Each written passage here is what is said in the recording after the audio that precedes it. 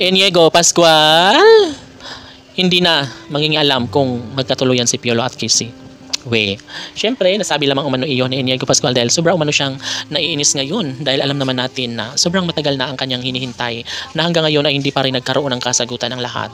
Siyempre, sa pagkakataong ito ay nais lamang ni Inigo Pascual na magkaroon talaga ng kaligayahan ang kanilang pagmamahalan. Kailanman ay hindi mananatili ang kanilang pagkakatuluyan na talaga namang ikinalulungkot sa buhay ni Inigo Pascual. No? Batid ng lahat ay magwawagi si Inigo Pascual at sabi nga nila na hindi hahayaan ni Inigo Pascual na mangyayari ang lahat na mawalan lamang ang saysay ng kanilang pagmamahalan. Sinusubukan lahat ni Inigo Pascual na maging magkaroon ng katiwasayan dahil excited na nga ang taong bayan at ito nga lamang ang kalang hinihintay na sa bawat dulo ay mayroong kaligayahan na naghihintay na inaabangan sa pagmamahala ng kalamang iniidolo na si Piolo Pascual at Casey Concepcion. Kahit ano pa man ang mangyayari ay masasabi ng lahat na sadyang sobrang love na love pa rin nilang isa't isa na hindi po pwede para kay Piolo at Casey na basta na lang masaktan ang damdamin ng anak na si Inigo Pascual. No, sabi nga ni Inigo ngayon dahil sa sobrang niyang inis at sobrang na siyang naiinip no, sa kasal na ito ay diretsang sinabi ni Inigo Pascual na wala na rin ang mano siyang pakialam no kung ano man ang magiging kahinatnan sa kanilang relasyon ni Papa P at Christina.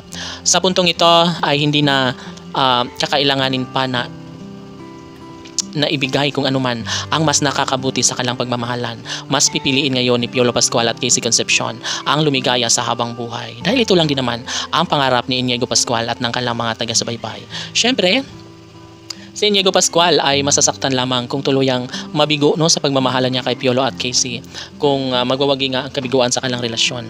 Natural mas masakit ito para kay Piolo at Casey kung talagang nais na maibigay no, at itanadhana ang pagkakatuluyang pagkawasak ng relasyon ni Piolo at Casey ay paniguradong mawala na rin ng gana si Inigo Pascual at ng kanilang mga taga-subaybay.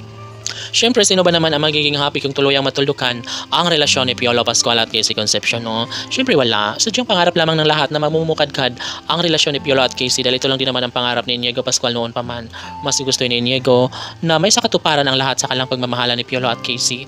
Of course, hindi ito madali para kay Inigo ngunit kailangan niya na pagtuon ng pansin at pagtitiisan hanggat sa tuluyang magtagumpay ang pagmamahalan ni Piolo Pascual at Casey Concepcion. Tanong ng mga netizens, mayroon nga ba kayo pag-asa na naghihintay sa pagmamahalang pinangarap ni Inigo Pascual sa relasyon ni Piolo Pascual at Casey Concepcion? Mayroon nga bang magandang kahinatnan ng lahat? Gayong napakagulo ngayon ang relasyon ni Papa P at Christina.